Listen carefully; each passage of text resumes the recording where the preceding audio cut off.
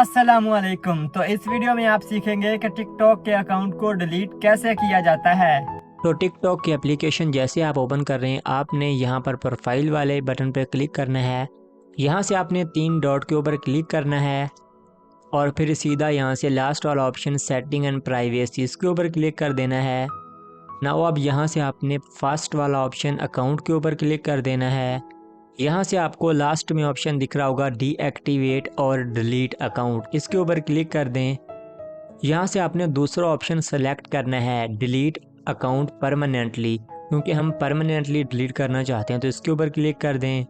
अब यहाँ से टिकटॉक हमें रीज़न पूछ रहा है कि आप अकाउंट क्यों डिलीट करना चाहते हैं, तो यहाँ से आप सिंपली स्किप के बटन पे क्लिक कर दें।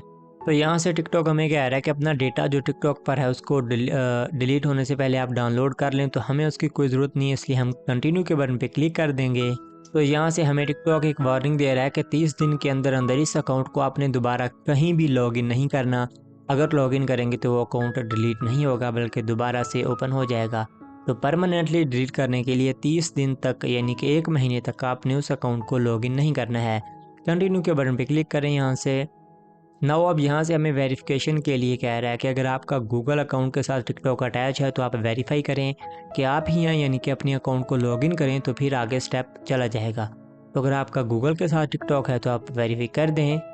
नाउ यहाँ पर आपने डिलीट अकाउंट के बटन पर क्लिक कर देना होगा। तो यहाँ से फिर हमें पूछ रहा है, तो हम डिलीट के बटन पर दोबारा से क्लिक कर देंगे तो हमारा अकाउंट डिलीट हो चुका है। बस अब आपने 30 दिन तक लॉगिन नहीं करना, तो अकाउंट ख़त्म हो चुका होगा।